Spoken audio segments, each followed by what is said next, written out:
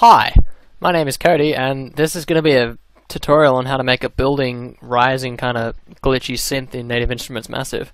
You can use this to like spice up build-ups, or even for breakdowns as well. Just sort of add some spice to it, some liveliness to it, I guess. It's going to go on audiotuts.com, so go check them out. Alright, let's get started. First, this is going to be the sound that we're making.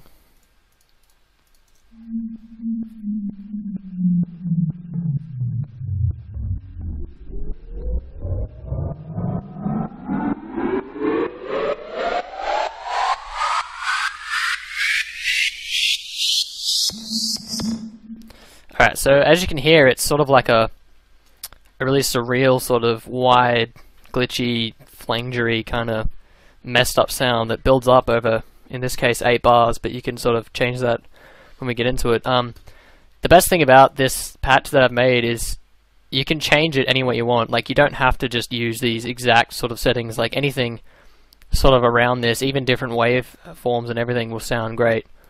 So, alrighty, let's get started. I've got a fresh instance of Massive on these new channels. We'll go ahead and delete these two first. So we've got just a clean slate. And this second track is just an audio track that I've named Kick. I'm doing this in Ableton Live, by the way, in case you guys don't know what DAW this is, but this will work in anyone. And we're going to be using this kick track later on, but for now I'm going to hide it. Alright, so for the synth, we're going to start out opening up. This is a new patch in Massive, new sound. Drag the attack and the release down. Make sure that your decay is all the way up. And the wave is just going to be a square saw in the middle. And detune all the way.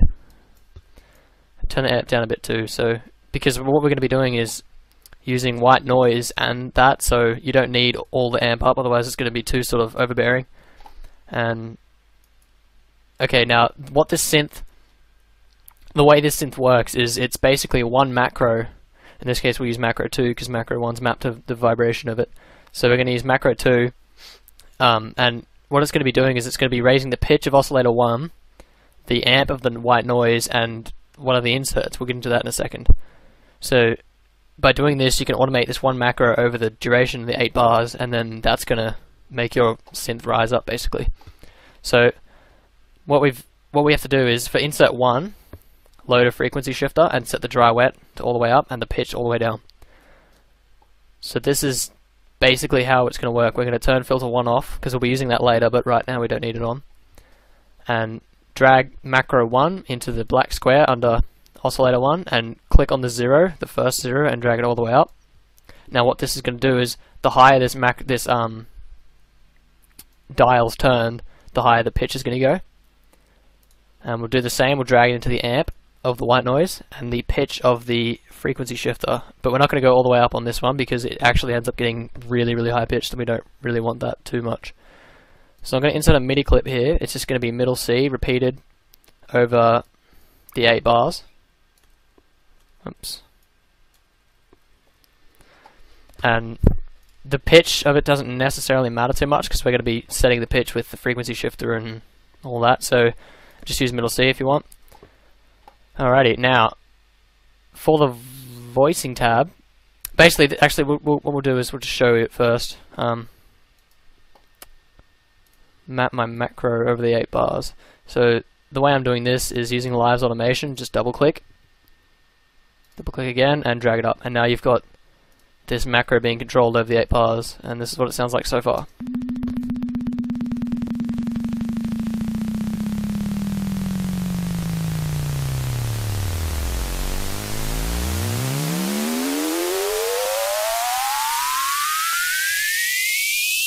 Good stuff. Okay. So, first off, we're going to increase the voicing and up the pan position and set it about a quarter of the way through. So what this is going to do is it's going to give us a wider stereo image so that our sort of higher up sounds aren't just straight in the middle of the mix, so it gives us sort of space to put in kick drums and basses and all that. And then on the first filter we're going to add a scream filter. You can use any. Really, they don't really make that much difference. Scream just has a little bit of extra grit on it. So we'll turn the resonance up, the scream about there, and play around with this, you know. Like I said, you don't have to do these exact values, you can play around with anything you want. And we're going to map macro 1 to the cutoff as well. So now we're modulating the cutoff, the pitch, the amp of the white noise. I might actually drag that down a bit because that actually does get kind of high, and then the pitch of the frequency shift. Alright, now on FX1, on the first effect in Masive's built-in sort of suite, we're going to use a little bit of reverb, turn the dry wet down, and dimension expansion. Now what dimension expansion does is essentially what we did before with the pan position. We're going to give it a wider stereo image, and we don't actually need to use EQ because we're using these sort of filter and the pitch cutoff. It's basically just going to be one frequency or a few frequencies going through at once, not all around the spectrum. So EQ shouldn't be too important. And I'm an idiot, hang on, sorry, make sure your first macro isn't actually mapped to the vibrato, otherwise it's going to go all wiggly and sound weird, and you don't want that. I mean, you could if you want, by all means go for it, but yeah. Alright, so far we've got this.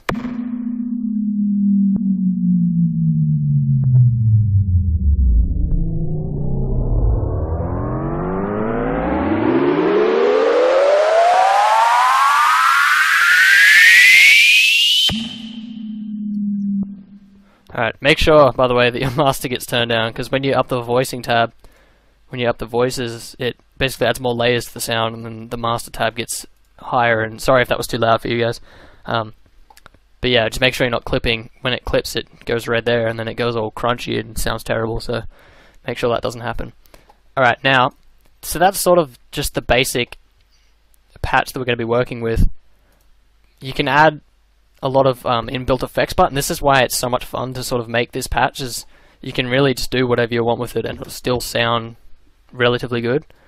So what we're going to do is we're going to just drag a kick onto this channel. We're going to mute the kick channel for a second, and excuse me, we're just going to drag a basic kick in. So 1 beat, 4x4 beat pattern, and drag that across the entire 8 bars. And now what we're going to be doing is we're going to be using this kick to feed through a compressor, which is going to tell the compressor when to actually compress the audio.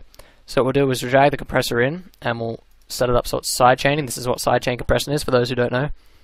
We can use the audio from the kick, and now every time this kick plays, even though you can't hear it, if I mute that, even though you can't hear it, you can see the threshold going up and down. This is because this audio signal is being fed through the compressor. So what we can do now is we'll drag the threshold really far down, like minus 40 dB, minus 50 dB. And what this is going to do is give us a breathing sort of effect. So if I go halfway through the MIDI clip,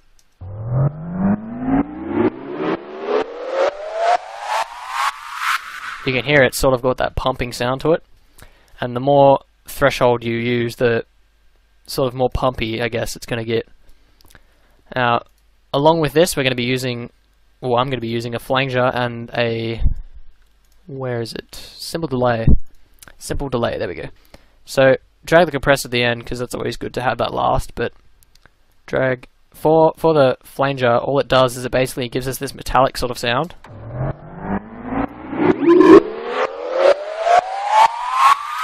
So, you know, you can play around with those settings if you want. And the simple delay just gives it sort of that extra layer of coolness to it that's going to really give it that surreal sort of sound, especially now that we've got a wide stereo image and it's sort of pumping with the compressor. It really gives it that just awesome sound. So here's the sort of final product.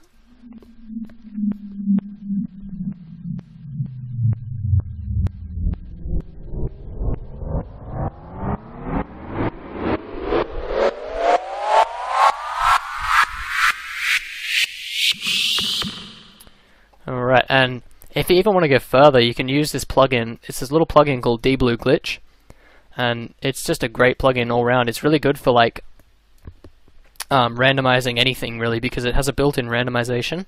But you can also just use singular effects. Like for example, we use a gator, and what this is going to do is just gate every, like 4. Basically, the speed is 4, but it's going to gate every few notes basically, and it's going to be this really sort of choppy, glitchy sound. So we'll show you what that sounds like.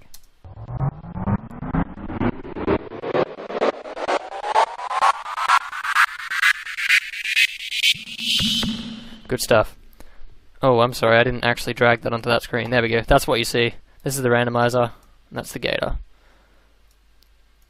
Alright, so that's basically the patch. I'm I'll upload it to audiotoots.com as well, so if you guys can sort of open it up and reverse engineer it if you'd like. And yeah, make it your own. Don't just use what I've made, just play around with it and make your own sort of sounds. And yeah, good luck and have fun.